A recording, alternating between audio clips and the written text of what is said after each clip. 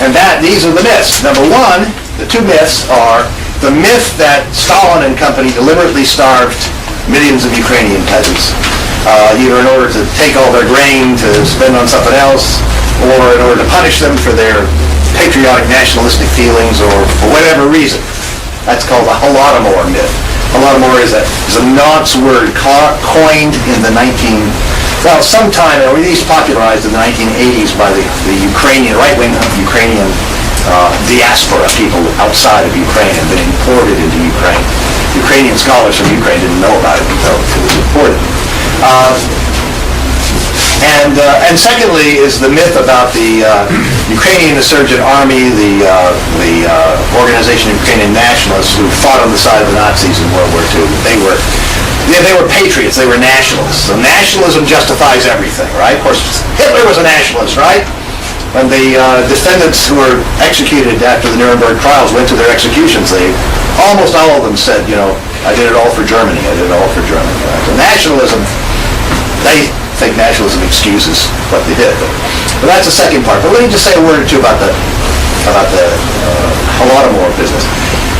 I'm writing a book to refute, as I mentioned, Timothy Snyder's book, Bloodlands, and a big part of his book is his acceptance of the deliberate starvation story. And of course, he kind of has to do that, because if you're going to equate, or even bring equate the Soviet Union with Nazi Germany, or even bring it close to Nazi Germany, you have to come up with millions of victims, right? Because you need millions of victims. So the only place to get millions of victims is in this famine. So therefore, that's where the millions of victims are going to come from. Therefore, it's very important ideologically that Stalin had deliberately killed all these people. Well, there is some good research about this. It's not all that easy to find, but I'm writing a narrative to go in before my analysis in front of the chapter in which I analyze Snyder's research and show how false it is.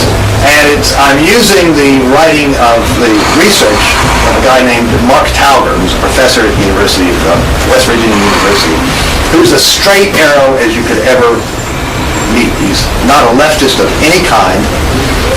There's certainly no lover of Stalin or communism or anything like that. But he's one of these historians who was taught in graduate school that you're supposed to find out the truth and look at the evidence and tell it like it is, and that's what he does. And his research shows that not only was this famine not deliberately caused, but that the Soviet government, through collectivization and also through providing aid, successfully organized the population and saved many people from dying in this famine. And then he goes on to say that collectivization, far from being some sort of abuse of the peasants, was actually a real reform that stopped future famines. And, if this was coming from a leftist, it would be very, many people would be suspicious of it. But his research he's right out there. His research shows this, and he's not afraid to publish it, and is disgusted that others don't, for political reasons, try to shade the truth or even just lie directly about it. In fact, he told me some time ago he'd gotten a letter from a high school student in Ukraine who reads English. She said, well, we have to do a paper on the Holodomor, on the famine. This is taught compulsorily to everybody in Ukraine. And, I know I see your stuff, your articles, and could you help me? Could you send me some things to read? And he did. She read this material. She wrote her paper, and she wrote him back and said, my teacher failed me. Failed me. He said this to me. He said, he failed me. He said, my teacher told me you can't use Mark Tauber's work. He's a communist Jew.